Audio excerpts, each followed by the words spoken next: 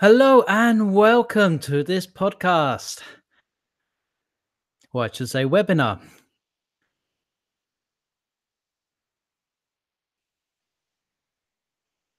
All right, it is now 8 o'clock, so let's make a start. Hello and welcome to this webinar on how to use NLP with difficult people. My name is John Cassie Rice, and I have the pleasure to host this session for you. Now, I'd love it if you ask questions or if you've got any comments. And how you do that is that you will see just below the video here a link to questions and comments. And the very first time you do this, I believe you need to put your email address in. So if you go ahead and do that and just type in hi and then submit, then we can make sure that everything's working. So we can make sure that you can hear me, that there's a visual screen there. So go ahead and do that now. And it'll be great to sort of see who's online. And with all these technologies, as wonderful as they are, there's often a delay in the time for any questions to come through or any comments to come through. So just in case you missed that and you've just joined us, I invite you to say hi. And how you do that is just below the video, you will see a place to put in your email address and a comment. And if you just type in hi there, I know that you're with me and that hopefully you can see my shiny head on screen there and yet you can hear me. All right, so while you're doing that, to increase your viewing pleasure, I know life's busy and social media and computers are so tempting. But I would suggest for you to get the most from this session, that if you just turn off everything else in the background, email,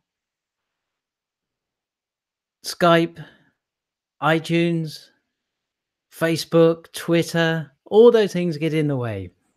Hi there, James. Thanks for joining us. Excellent.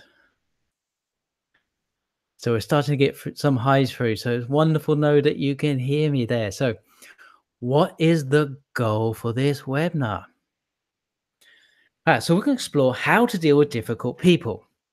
Now, it might be good to define what we mean by difficult people.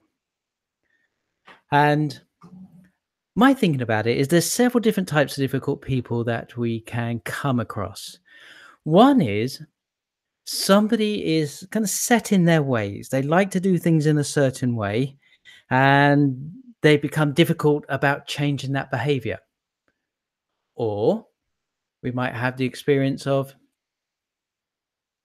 somebody maybe at work wants something done in a particular way. And it's probably based on some information that they've got. And they don't mean to be difficult, they just think it's the right way.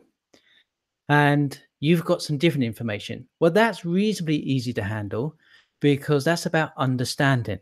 You probably heard the phrase from Stephen Covey, 7 Habits of Highly Effective People, which is seek first to understand, then be understood. And a way to think about that was, could you argue their case better than them? Can you explain what they mean better than them? And that will normally mean once they truly think you understand their point of view, their way of thinking, they're then open for more information. And that's where you can start to introduce it. So that's not what we're going to be exploring on this session because they're fairly straightforward if you know a little bit about rapport, a little bit about humans. So what are we going to explore? It's difficult people who essentially come in from an irrational place. I nearly named this webinar Leaning into the Crazy. Some more coming through. So hi, Steve. Welcome, everybody. So we're dealing with that kind of irrational, difficult person. Can we connect with that person and can we protect ourselves? Now, when we're dealing with difficult people that's masking an irrationality, there's one thing these people are attempting to do to us. Now, as soon as we understand that, what then can happen is we understand how to start to protect ourselves. Maybe what we should do, even if we need to walk away. And we're going to talk about there are times when you need to walk away from a situation because when somebody's in this irrational, difficult process, then there's going to be no winner here. So we're going to look for those signs. But also, going to talk about is what if you can't walk away? What if you're dealing with a difficult person that has this irrationality and you still need to cope with what's going on? So we're going to explore a technique called Eye of the Hurricane technique. Now, my goal for this was there's a couple of things we can do to prepare for these situations, and there's about 7 ways we could approach the whole process. But what I wanted to do is share with you something that on the surface is profoundly simple and purposely so, because if you're in that situation, you can't be doing something complicated. You've got enough to deal with this other person. And then I'd like to introduce the training company and a very special training we've got come up called the NLP Business Practitioner. And then I'd like to open up for questions and answers. I know your day's busy, and I know, and I'm so pleased you've joined us. So my goal here is to keep this webinar between 40 and 50 minutes. There's a 10-minute buffer zone depending on the questions that get asked. All right, so that sounds good. Let's move on.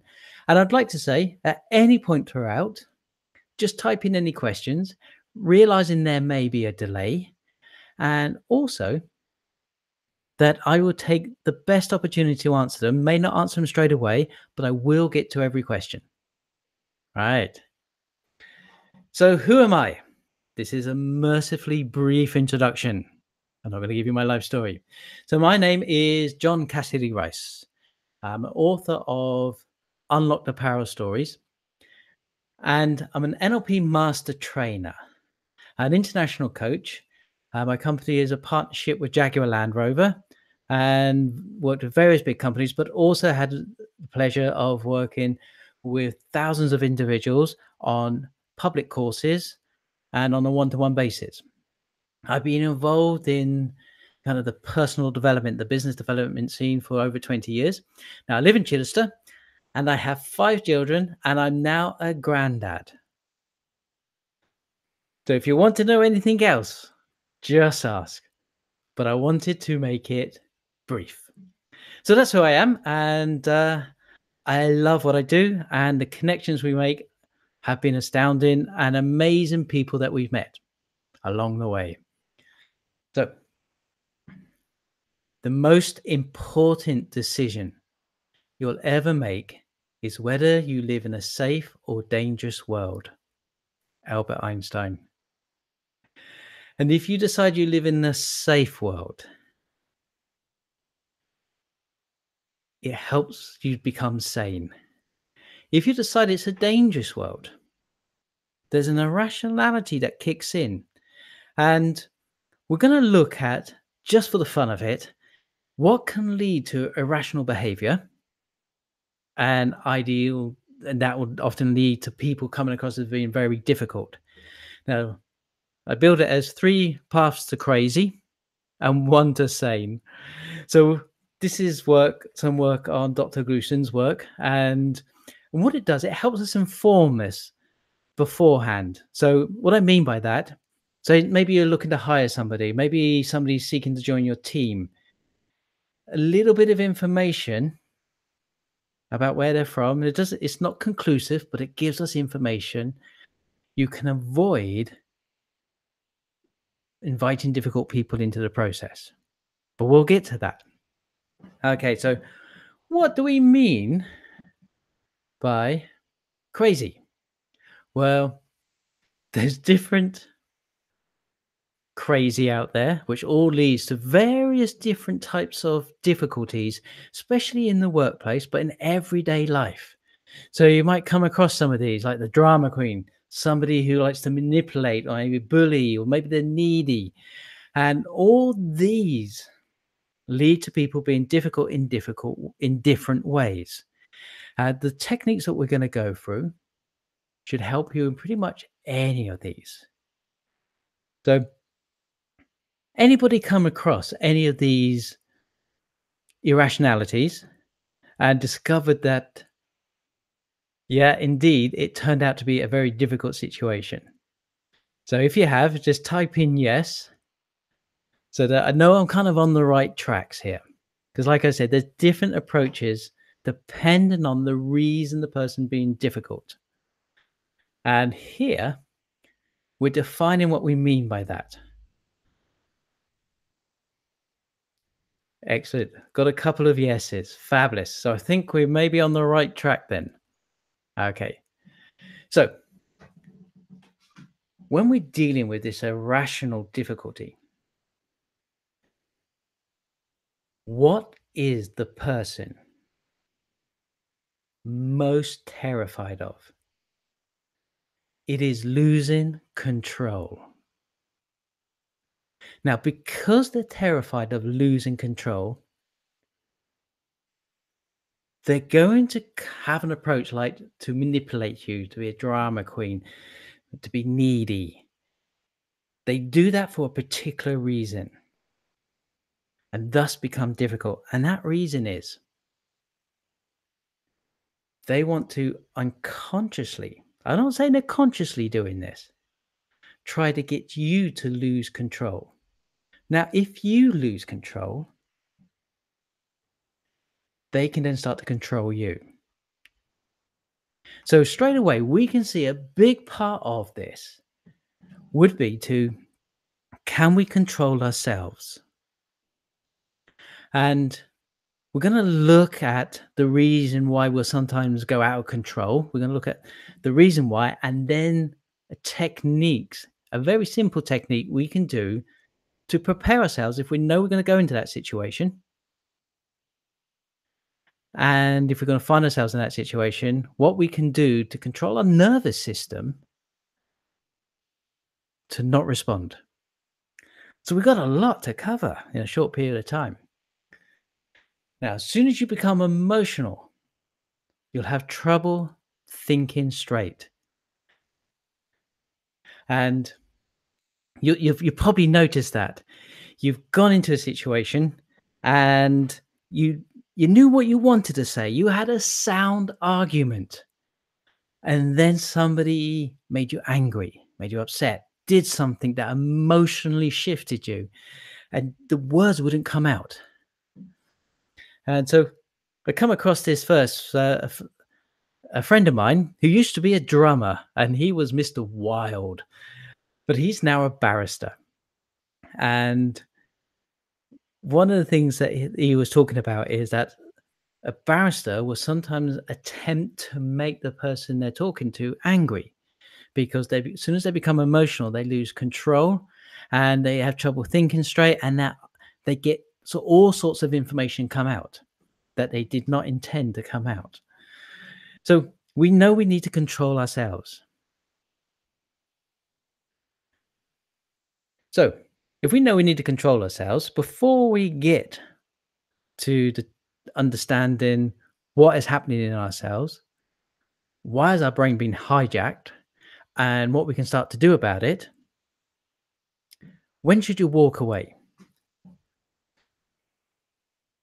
So soon as you don't want to feel like a bad person. So what do I mean by that?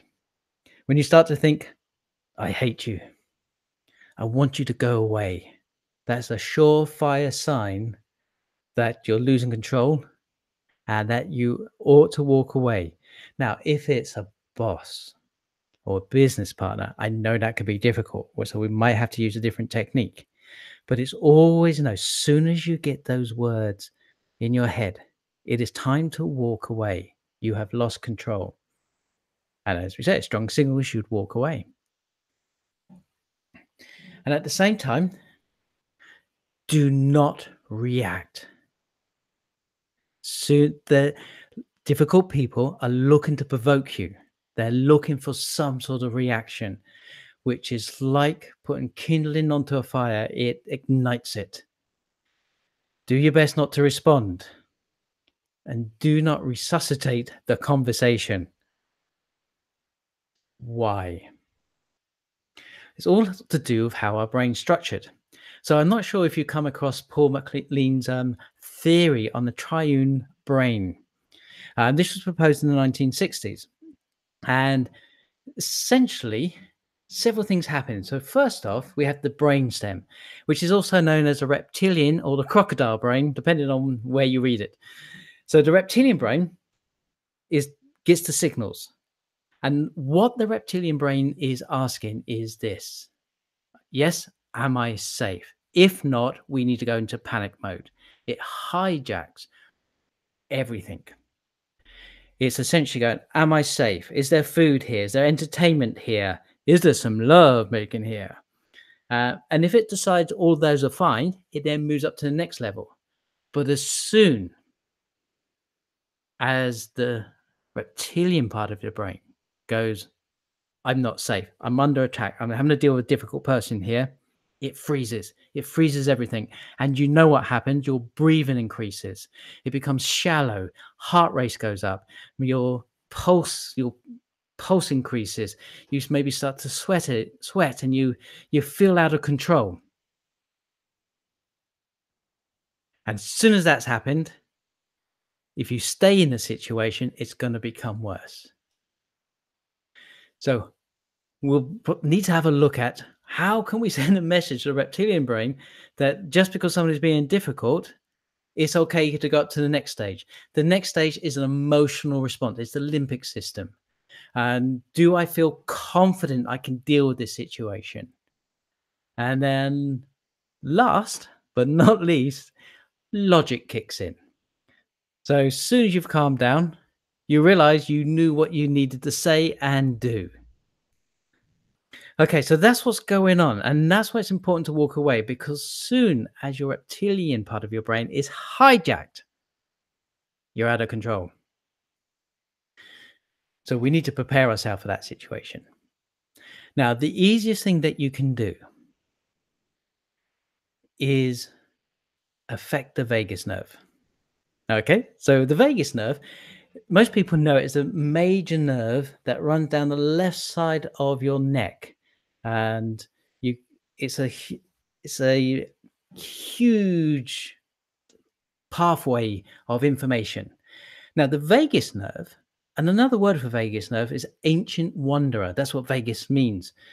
Is that the vagus nerve not only goes through your neck, it goes down around your heart, it goes into your stomach, and it goes up into your brain and around your eyes. Why is that important to know?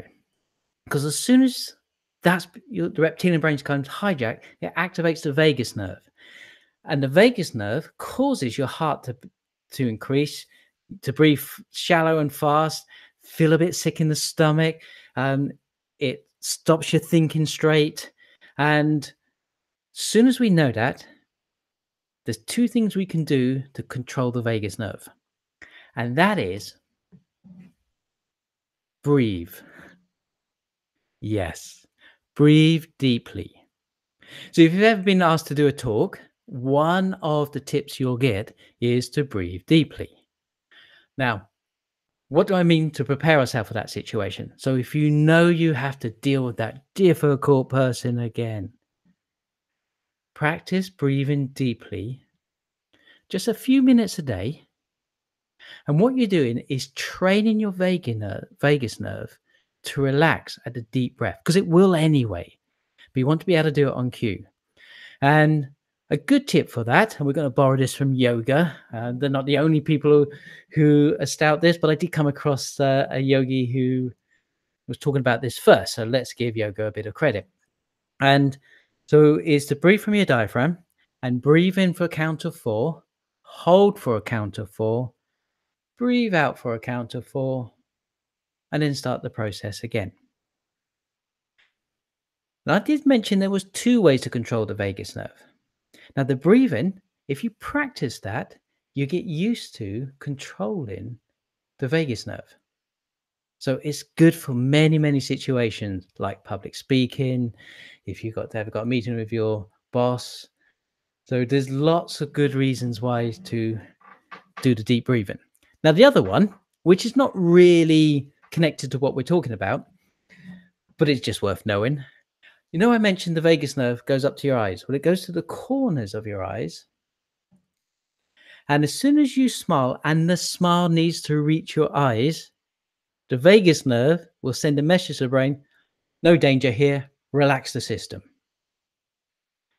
Now, you're probably not going to do that with a difficult person. That's just for our information. Okay, so what if you can't walk away? Then we can use a technique called, I like to call the eye of the hurricane. This is very simple. And it's got a couple of stages to it. And first off, you need to start to recognize what's happening is that you're losing control. So let's consider not everyone is totally crazy.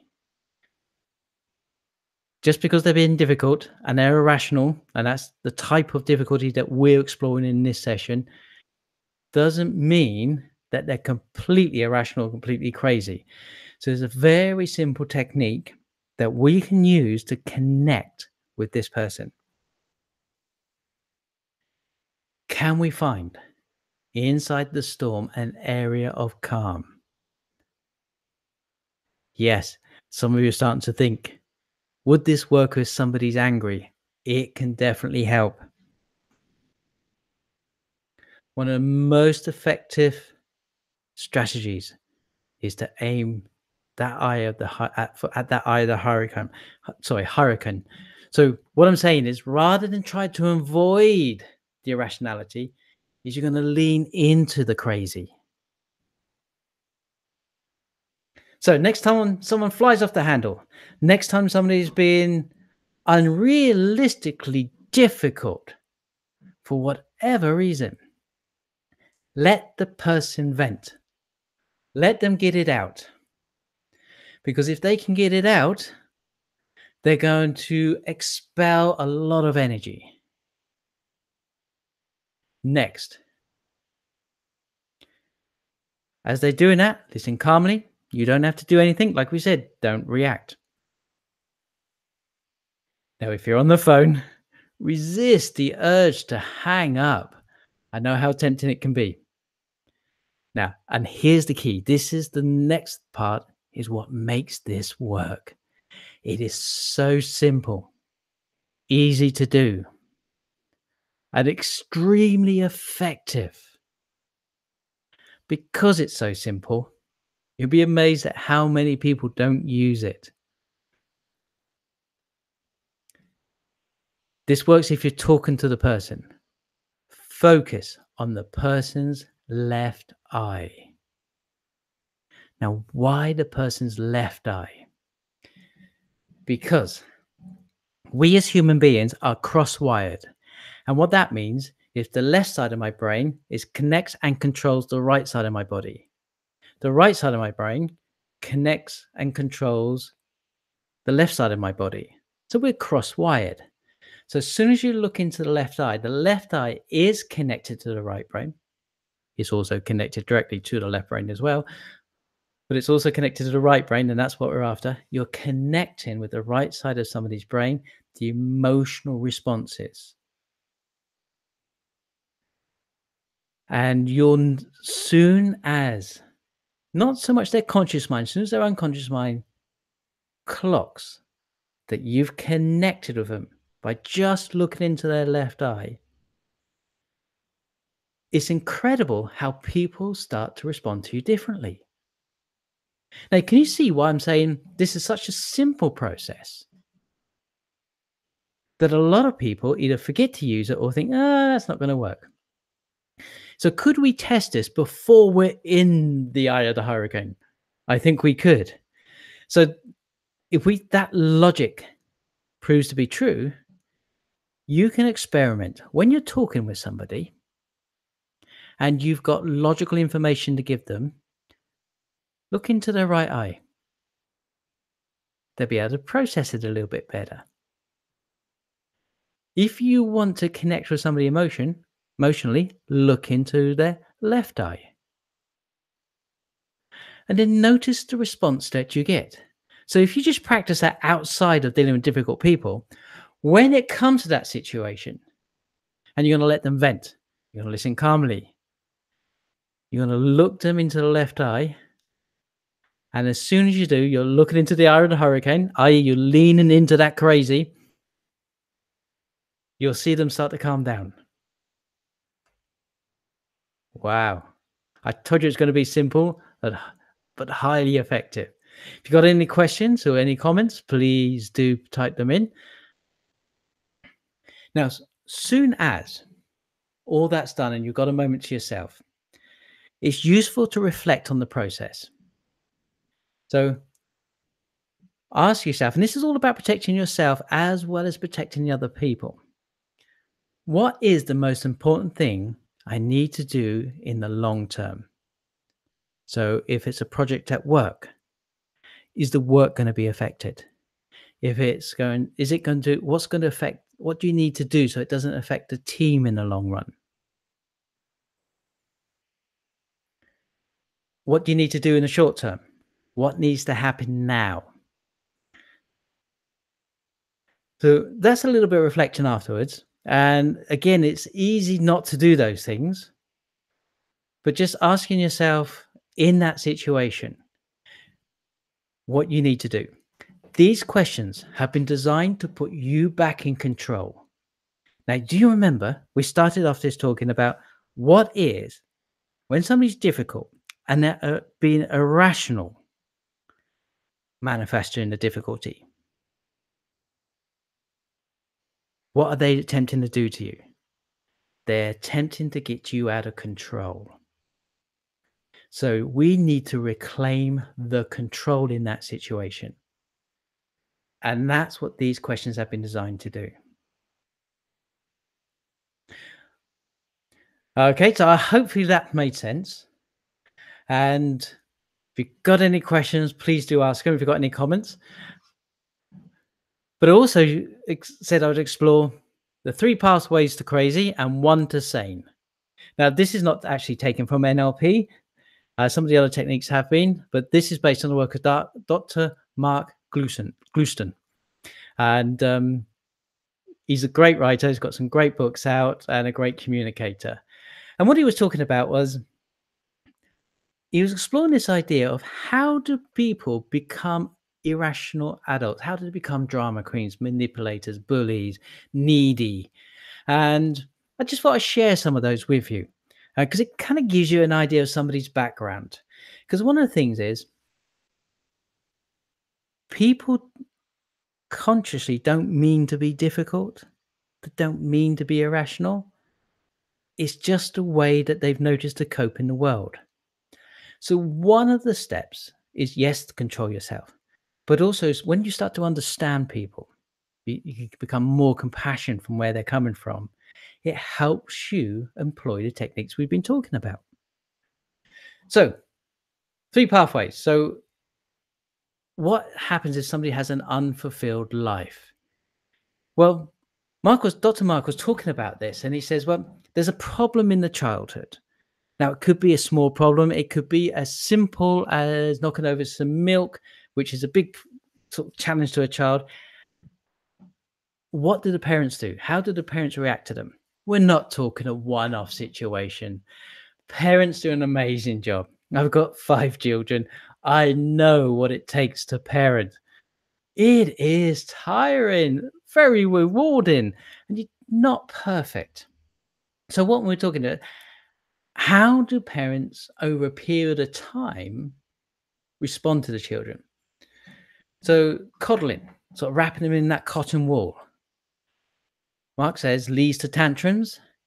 And as they move into adolescence, they feel spoiled and they think, do it for me. I'm entitled.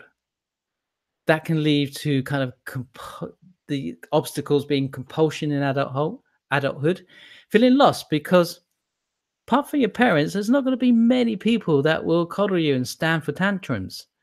So that can lead to them being unfulfilled. And then they become difficult by taking it out on the people around them. And that's the master unfulfilledness. Okay, different problem. So maybe the milk still gets spilled. I realize this is the same one. Let's move on to the next one. So, same problem, different child, different parents. What happens overall? And we're talking consistently here. We're not talking a one off, consistently. Parents' reaction is criticizing. The child's response is often hurt and anger, which leads to this kind of teenager that's hostile towards the world and their parents. Not all teenagers are. And the thinking becomes, well, leave me alone. If you're going to criticize me, which hurts me, leave me alone. That manifests itself in adulthood as blaming. Now, you can blame all you like. That's going to lead to you feeling bitter because people will not stand for it.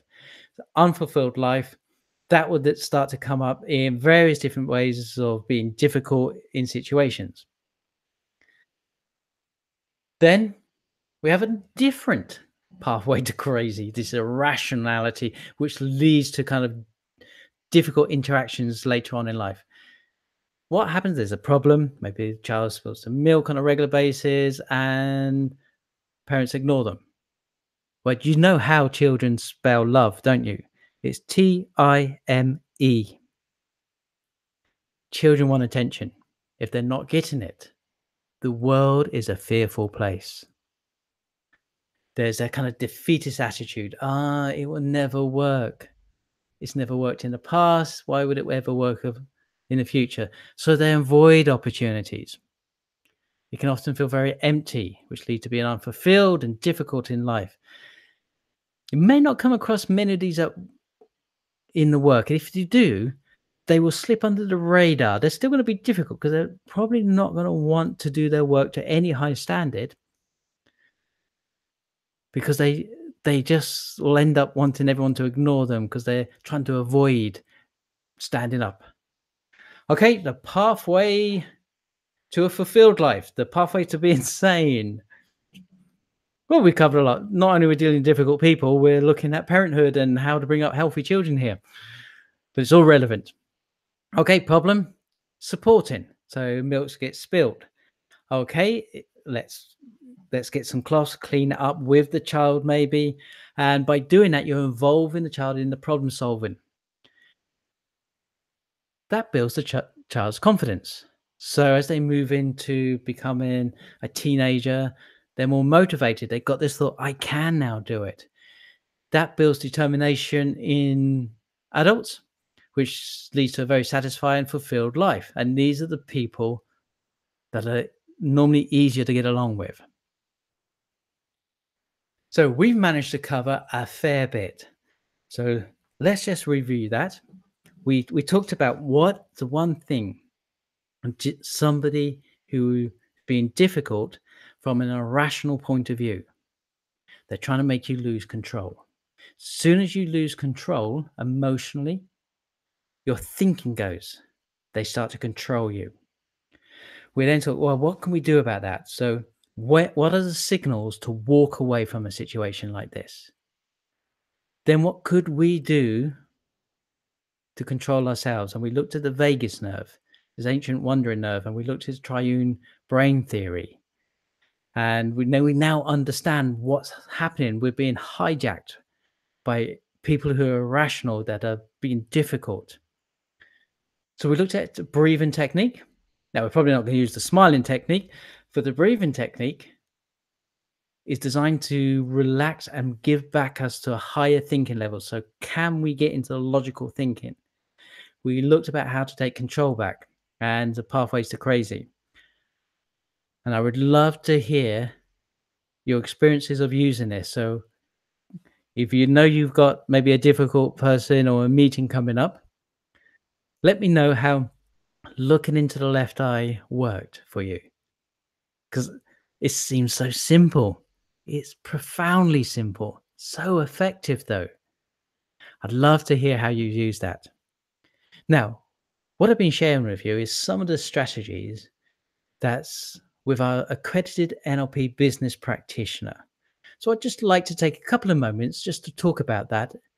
And it's been designed to enhance your professional skills. It can be applied to various different, it's very practical. And it's not sometimes NLP, if you come across it, people say it's about manipulation. It's not about that. It's about building incredible teams, having effective meetings. How do you work with stakeholders? And what we do find is that a lot of people will come across NLP, and when they truly get it, not only does it give them a whole skill set that they can use in their business, but also their personal life is transformed as well. What we're really exploring is what's called multi-level communication. So we're going to explore, how do we read other people? Not the simple stuff like, oh, they crossed their arms, they must be close to ideas. That it makes frustration, because you've been in a meeting. Somebody said something to you that you thought was really good, and you folded your arms, and they've said, "Oh, you're close to that idea." And you go, "No, no, I'm not," because they've read a superficial body language book. We're going to go way beyond that. We're going to design to read the individual in front of you. How do we construct language in a way that is most effective so your message gets pervaded and accepted and heard? How do we use body language? How do we change our own thinking? Now, as far as I know, we have the only accredited NLP business practitioner in the UK. And it's been independently accredited through the Association of Neuro-Linguistic Programming. And their website is anlp.org. And they're the only independent governing body in NLP. Like we said, so it will help with your public speaking. It's amazing as you talk to people and you say, oh, I'm going to go on this NLP course. And maybe you're talking to your senior or stakeholder and they said, oh, yeah, I've done an NLP course. And you think, you've never said. But you'll find really successful people in all careers.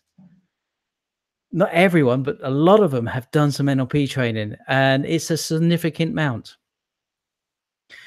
Now, what we're doing is I would like to entice you. So the first 5 people from this webinar who is interested and is accepted onto the NLP business practitioner, and I'll talk what I mean by accepted, we're going to give a gift of either an Institute of Leadership and Management, which is a sitting guilds company, coaching level 3, or if you've already done that, a level 5 coaching and mentoring program.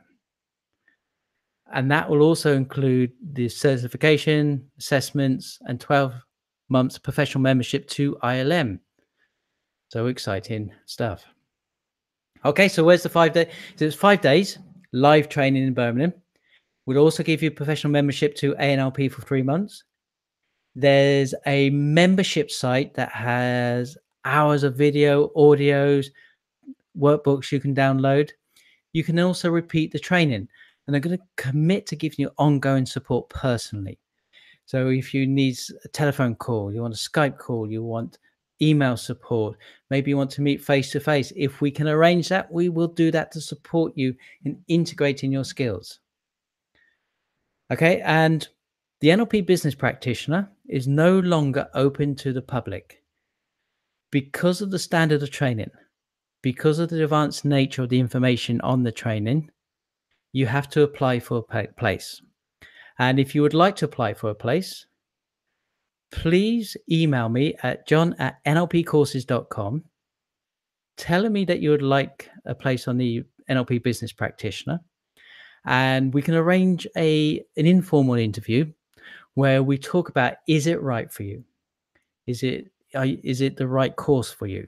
And your goals and your aspirations for taking the NLP business practitioner, which is different from an NLP practitioner. So if you're wondering about costs, the cost is including VAT, £2,450.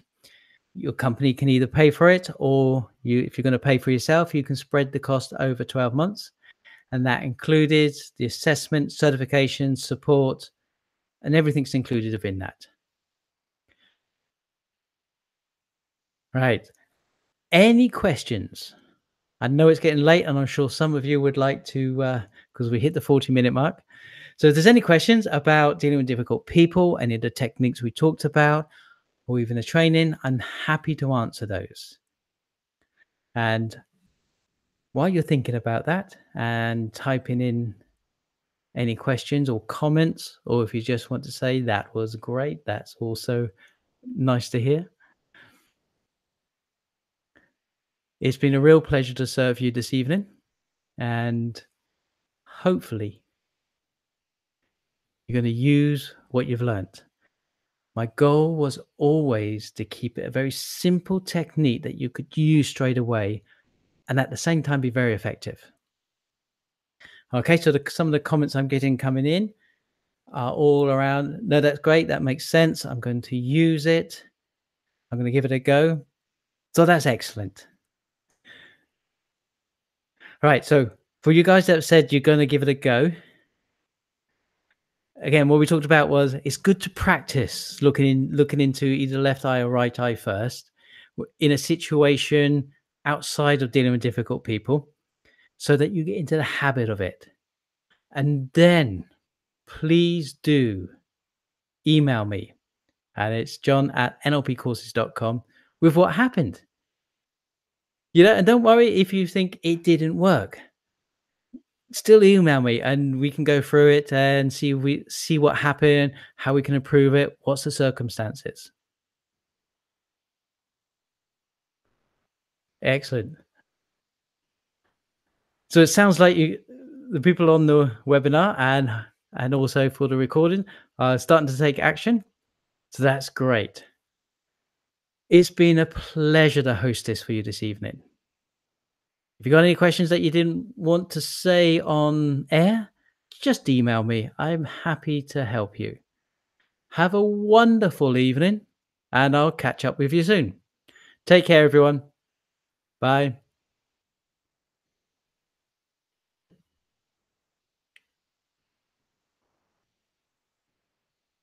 Thanks, James. Thanks, Steve.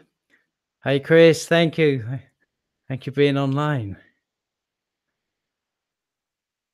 Yes, yeah. And Chris is saying he's been using these techniques at work, and I think he's found them very effective.